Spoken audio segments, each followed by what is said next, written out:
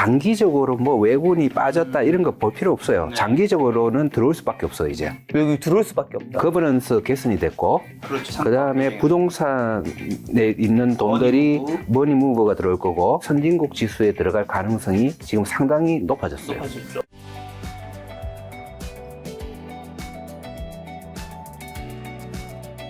교수님께서 최근 몇 년 동안 정말 주식 투자 굉장히 좋은 걸로 알고 있어서 이번 주가 사실 정말 어지러운 장인 것 같습니다. 지난주까지만 해도 코스피가 한 6,000, 2,300까지 굉장히 좋았다가 지난 주말에 이란 사태로 인해서 다행히 한국이 월요일날 증시가 쉬어갔었는데 휴무일이라서 그래서 저는 화요일날 괜찮을 줄 알았는데 왜냐면 미국장도 뭐 엄청 빠진 건 아니었으니까요. 어쨌든 화요일날 굉장한 폭락을 했었고 수요일도 굉장한 폭락을 했었고요. 역대 최대 하락률로 제가 9.11 이후로 가장 큰 폭락으로 역대로도 최고로 알고 있는데 오늘은 굉장히 일단 폭등을 했습니다. 일단 이런 상황, 한국 주식 시장 지금 어떻게 보시는지 궁금합니다. 굉장히 큰 제 재산이 왔다 갔다 하더라고요. 왔다 그렇죠. 갔다 하는, 거의 네. 뭐 부동산 이런 거 제외하고는 현금성 자산은 다 주식에. 네, 뭐 저는 우리 국내 장에 몰빵하고 있으니까 네. 굉장히 큰 재산을 왔다 갔다 하는데 아마 많은 가치 투자자, 저 같은 분들,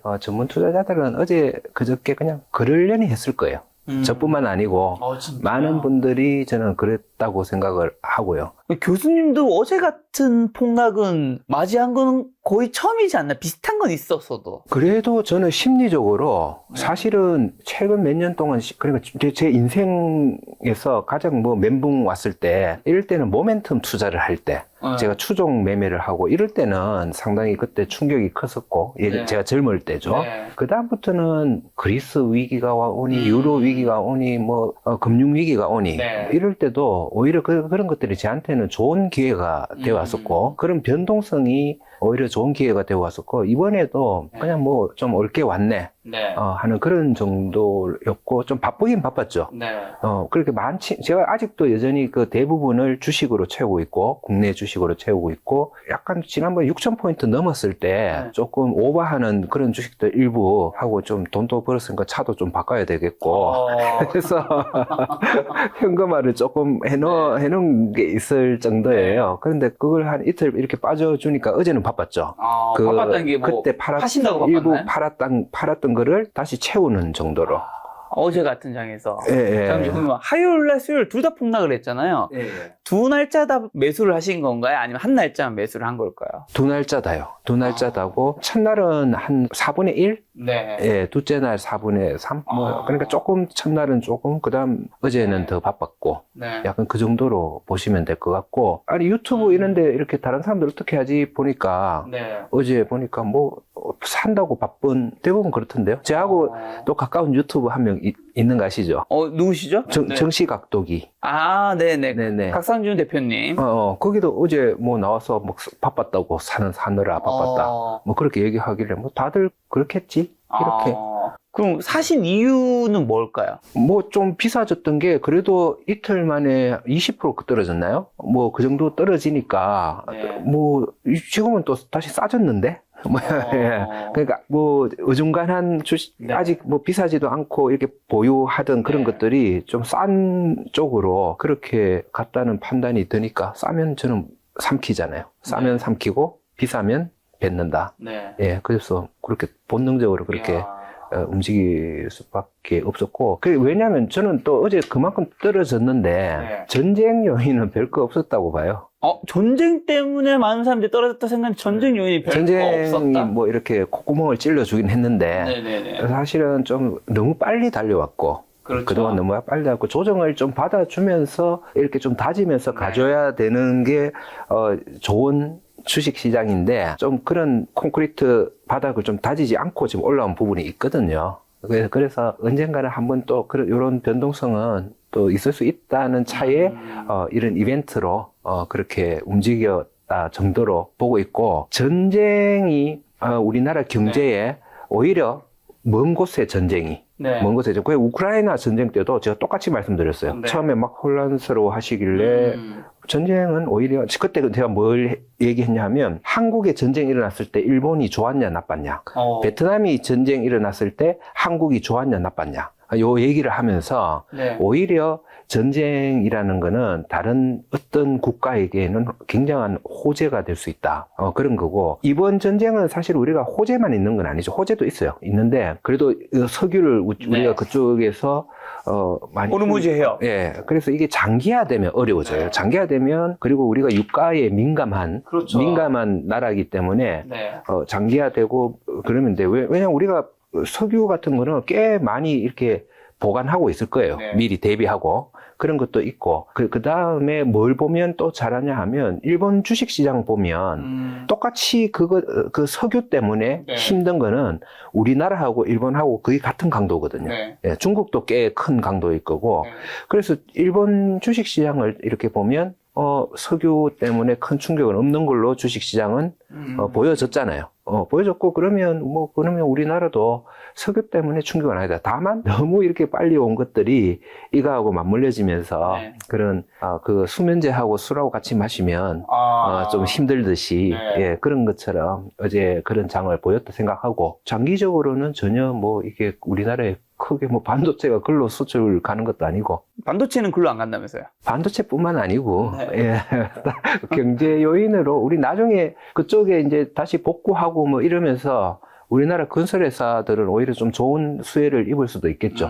예, 그런 정도 생각했고, 또 유가가 지속적으로 오르면 또 수혜를 입는 그런 종목들도 있고 하니까, 그냥 그러려니라고 생각했습니다. 네. 그러면 증시가 이렇게까지 이제 격하게 이틀 가는 거죠. 지금 반등하긴 했지만 떨어진 거는 어쨌든 이란 사태라는 거로 사람들이 너무 과도하게 해석한 부분이 있다는 건가요? 아니면 플러스로 원래도 너무 많이 올라서 떨어질 만한 뭔가 사건이 필요했는데 이게 떨어지니까 막 하면서 이제 사람들이 패닉이 일어나면서 팔게 된 걸까요? 탄탄한 수요로, 네. 탄탄한 장기 투자 수요 같은 걸로 이렇게 네. 바닥을 다지면서 올라온 게 아니고, 최근에 한 1000포인트, 2000포인트는 단기 투자 비중이 확 늘면서 이렇게 올라간 거거든요. 네.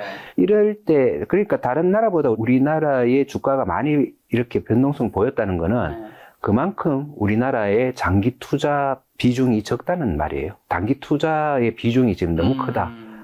큰 거고, 이거를 보면서 우리나라 정책 당국자, 거래소, 이런 데서는 고민을 좀 해야 돼요. 우리나라가 단기 투자자가 지금 많다. 이런 것들을 어떻게 하면 체계적으로 장기 투자로 좀 바꿔낼 것인가. 이런 고민 당연히 하겠죠. 네.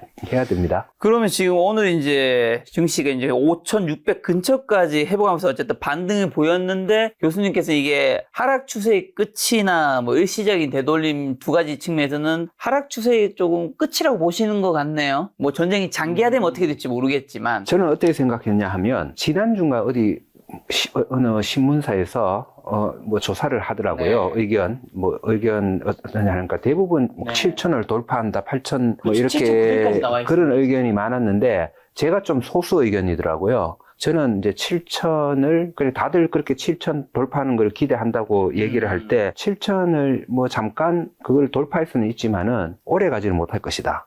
그리고 한 6천 중심으로 해서 조금 장기간 행보 장세를 보여줄 것으로 일단 예상을 하고, 그리고 그렇게 돼야지 바람직하다라고 그렇게 얘기를 했어요. 네. 얘기를 했고, 그리고 어제 최근에 장을 보면서 6천 얼마까지 왔죠? 6,300까지 갔나? 6,300까지 갔었죠, 고점이. 그렇죠. 지난주에. 6,300까지 갔고, 이번 얼마까지 떨어졌어요? 이번에 5,080인가 5,000 깨지기 직전까지 갔었습니다. 5,000 깨지기 직전까지 갔다가 네. 지금 반등을 한 겁니다. 요거를 저는 또 중요하게 보죠. 뭘요? 앞으로 행보를 할 때 저점과 고점이 요 사이에서 움직일 가능성이 네. 상당히 높을 것이다. 네. 요 정도로 이제 생각을 하고 있고요. 제가 지난번 3월 4일에 5,059까지 떨어졌었네요. 네.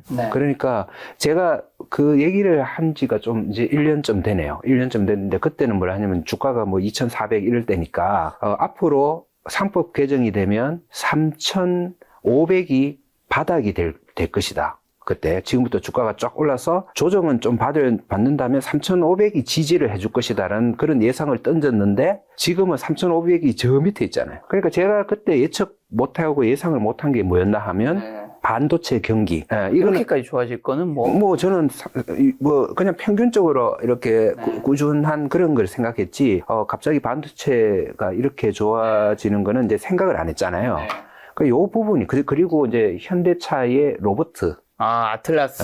우리나라에도 어떤 그런 약간 네. 꿈의 섹터가 좀 생긴 거죠. 네. 그런 게 생기면서, 올려준 게 제가 보기에 한 1,500에서 2,000 정도 되겠다, 이런 생각을 했거든요. 그럼 교수님 말씀하신 3,500에서 1,500, 2,000이면 5,000에서 한 5,500 정도 되겠네요. 그렇죠. 그러니까 그 3,500의 바닥 정도가 이제는 밸류에이션상 한 5,000 정도가 바닥을 삼으면서 앞으로 행보로 갈 그런 가능성이 높을 것이다 정도? 네. 그 정도는 이제 예상을 하는 거죠.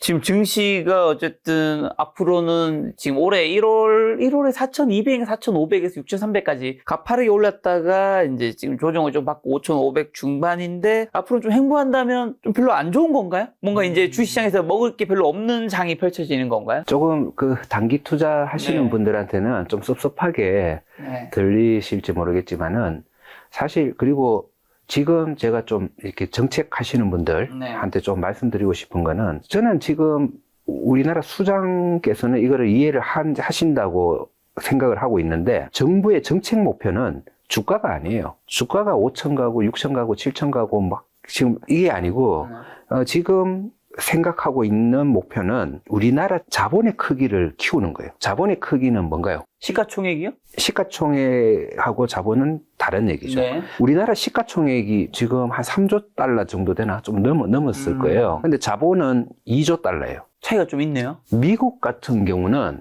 미국은 시가총액이 60조 달러? 시가총액은, 자본의 크기는 약 15조 달러. 그게 뭔가 하면, 그 말은 뭐냐 하면 PBR이에요. 그게 네네네. PBR. 네. 그러니까 프라이스는 60조 달러인데 미국은, B는 15조 달러라는 거죠. 4배 차이 나네요. 예. 그런데 정말 우리가 이게 정책이 P를 올리는 거는 뭐 중요해요. 근데 P를 올리는 이유가, 네. 이 P를 따라서 이게 올라가면 B를 키우기 위해서예요. 근데 이 B가 커지는 거, 그러니까 우리나라의 주식회사 수가 많아지는 거, 그리고 주식회사가 돈을 잘 벌어가지고 자본을 계속 쌓는 거, 그게 B가 증가하는 거고, 네. 새로운 벤처가 나타나서 좋은 아이디어가 있는데 돈 좀 투자해 주세요. 네. 많은 투자가 만들어져서 주식회사가 커지고 새로 생기고, 이런 걸 통해서 자본이 증가하거든요. 정부의 목표는 주가 키우기가 아니에요. 주가가 올라야 가야지. 그런데 사람들이 정시에 돈을 막 가지고 오니까 수단 같은 거네요. 수단이죠. 그런데 지금 일부 공무원 분들은 네. 마치 이제 위에서 그러니까 좀 약간 이게 손가락만 보고, 코스피 5천? 그것만 보니까 막 자꾸 주가 올리는 쪽으로 뭐 어떻게 해야 됩니다 막 하고, 막 정책이 좀 나오는 이런 방향도 있는데, 네. 그거 아니고 이제는 정시에 이제 돈이 들어온 거는 단기적으로 뭐 외국인이 빠졌다 이런 거 볼 필요 없어요. 네. 장기적으로는 들어올 수밖에 없어요. 이제 외국이 들어올 수밖에 없다. 거버넌스 개선이 됐고, 그렇죠. 그 다음에 부동산에 있는 돈들이 머니무브가 들어올 거고, 외국인 돈은 왜 들어올 것 같아요? 왜 들어와야 돼요? 뭐 한 줄이 앞으로 떨어질 것 같은 분위기인가요? 거버넌스 문제가 우리나라 같은 때면, 이게 1년 만에 뭐 되고 이런 건 아닌데, 네. 우리나라가 MSCI 선진국 지수에 들어갈 가능성이 지금 상당히 높아졌어요. 높아졌죠. 높아지고, 그거를 외국인들은 봐요. 그러면 선진국 지수에 들어가면 큰 돈이 들어와야 되거든요. 그렇죠. 그게 왜냐하면 뱀의 대가리보다 용의 꼬리가 훨씬 크기 때문에 큰 돈이 들어와야 되는데, 그게 오늘부터 선진국 지수입니다 땅땅 했을 때 돈이 막 들어올까요? 그 전부터 밑작업을 하겠죠. 네, 선침해가 들어오죠. 네.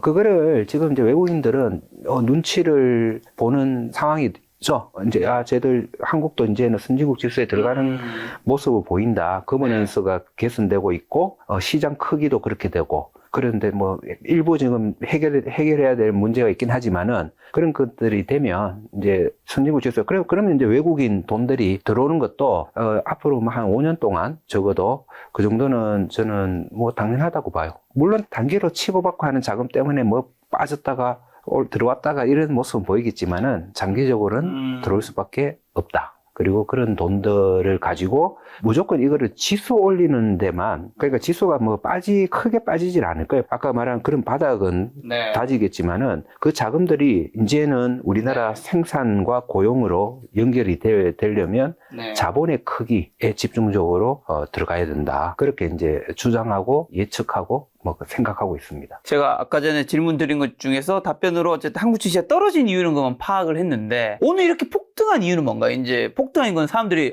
정신 차리고 봤더니 이게 우리한테까지 그렇게 영향이 아니라는 걸 알았기 때문인 건가요? 아니면 뭐 교수님 같이 같이 투자하시면 싸다 지금 빨리 사야 된다라고 하기 때문인가? 아니면 뭐 여러 가지 그런 부분도 있어요. 이제 네. 많은 아마 저뿐만 아니고 투자자들 뭐 이렇게 요즘은 이렇게 유튜브나 이런 데 보면 어떻게 움직이고 있는지를 보여주잖아요. 그렇죠. 보여주는 이를 보면 아마 어제 저가 매수한 가치 투자 세력이 많았을 거고요. 그 다음에 뭔가 하면 이제 지나고 보니 호들갑이었구나.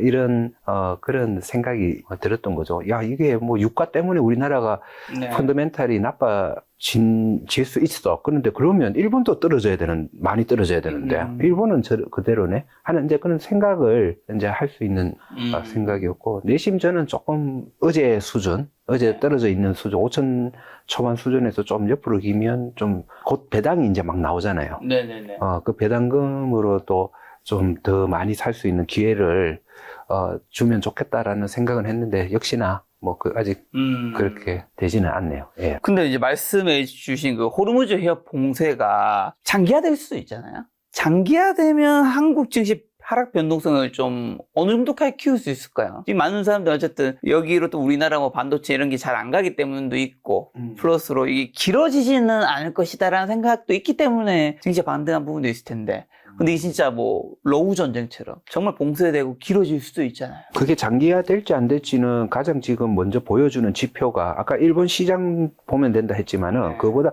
유가가 지금 많이 올랐나요? 얼마 정도일까요? 지금 많이 치고 오르지 않았나요? 배럴당 뭐. 요 정도 유가는 지금 100불 넘고 이러면 제가 이게 좀 장기적으로 보는갑다. 이렇게 계속 이런 생각이 드는데, 최근 저는 유가 급등 뉴스는 좀 생각보다 잘 안 나오는 것 같아서 유가는 그냥 조금 국제 유가가 상승세를 일단 중단하고 숨고르기 국면에 접어들었다 이런 기사가 나오긴 했네요. 그러니까 그런 뉴스가 잘 안 들리더라고요. 그래서 그러면 장기화로 그리고 장기화를 이제 논리적으로 지금 장기화가 좀 되기 힘들다라는 추론을 해볼 수도 있죠. 제가 기업의 실적은 추론을 잘 안 하지만은 경제학자로서 그런 부분은 좀 추론을 해보는데, 뭐냐면 유가가 오르면 힘든 데가 어딜까요? 가장 힘든 데가. 지금 호르무즈 해협 때문에 오르면 우리나라, 일본, 중국. 중국도 좀 힘들 거예요. 거기도 워낙 수입을 많이 하는 나라니까. 그리고 미국은 힘들까요? 안 힘들까요? 미국은 괜찮지 않나요? 워낙 보유한 것도 많고 해서. 저는 미국이 가장 힘들 거라고 봐요. 네, 왜냐하면 이거는 장기화가 돼서 유가가 오르면 미국의 유가도 오르잖아요.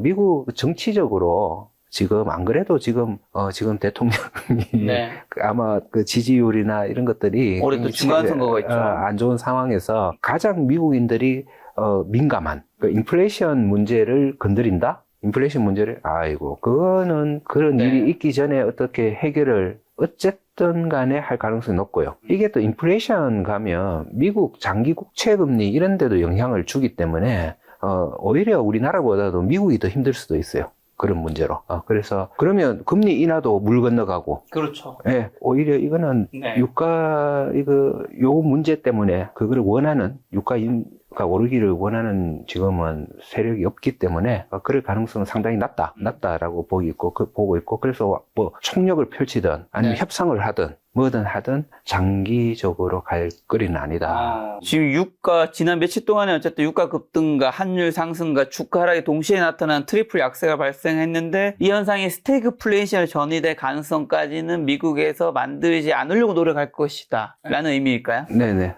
굉장히 경제적 이유, 아까 말한 채권 금리, 그리고 지금 금리를 내리고 싶어 하는 건 다 아시잖아요. 그렇죠. 그런 거 물 건너가는 거, 그 다음에 인플레이션 문제, 이런 것 때문에 그렇고요. 오히려 우리나라는 나아요. 차라리 우리나라가 이렇게 되면 아마 장기화가 된다. 그 유가가 혼란에 빠지고 여기 장기화 된다. 그러면 아마 환율 좀 1,500원 정도로 올라가 줘가지고 네. 또 수출 반도체 팔면 쪽쪽 그게 완전 달러가 막 우리나라 원화로 바꾸면 굉장히 큰 돈이 더 되는 뭐 그런 걸로 바뀔 수 있고 하니까 뭐 나쁜 점도 있고 좋은 점도 있고 이렇게 하지만은 그렇게 네. 크게 아주 크게 나쁜 방향은 아니다라고 저는 기본적으로 생각을 하고 있습니다.